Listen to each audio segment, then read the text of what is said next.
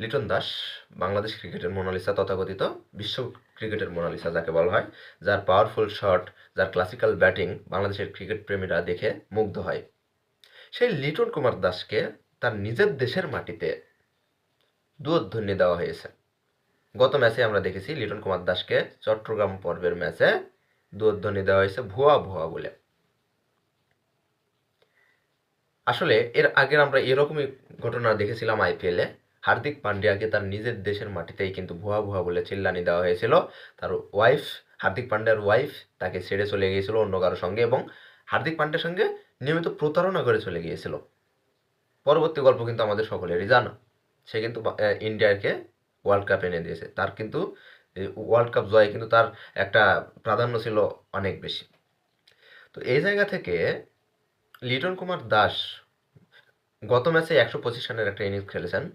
তো আসলে মানুষের তো প্রত্যেকদিন একই রকম খেলতে পারে না। এটা ক্রীড়া ক্রীড়া ভাই, এটা গোল বলের খেলা, অনিশ্চিত খেলা। প্রত্যেকদিন একটা মানুষের খেলা ভালো উঠবে না। তাই বলে লিটন দাস যে খুব খারাপ টাচে আছে তেমনও নয়। তাকে এমনিতেই চ্যাম্পিয়ন্স ট্রফি থেকে বাদ দেওয়া হয়েছে। তার খারাপ খেলার ফলস্বরূপ তাকে চ্যাম্পিয়ন্স ট্রফি থেকে বাদ দেওয়া হয়েছে। কিন্তু সে যে এমন খারাপ খেলতেছে তেমন তো নয়। তার অ্যাভারেজ খেলাটা আছে। সে কি প্রত্যেকদিন ১০০ করবে? এটা কি সবাই চায়? আসলে কারা ভুয়া ভুয়া বলে দুধধ্বনি দিলেন?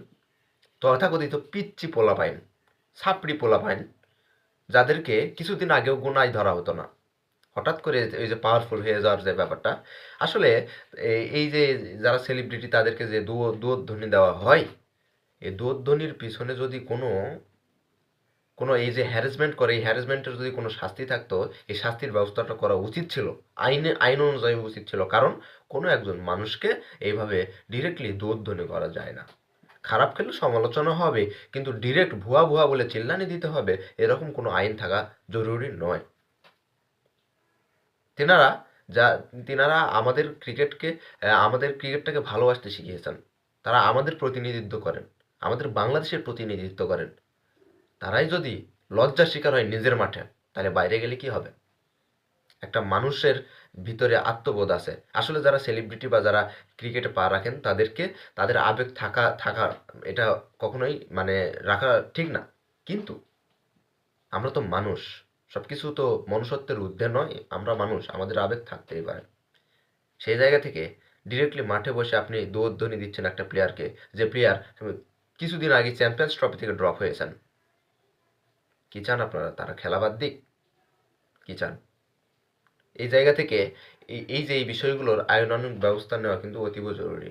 কেননা কোনো একজন মানুষকে এভাবে ডিরেক্টলি দুর্দণ্ড করা, এটা আমি কখনোই পক্ষে নয়। আশা করি অন্যান্য ক্রিকেট প্রেমীরাও এটার পক্ষে থাকবেন না।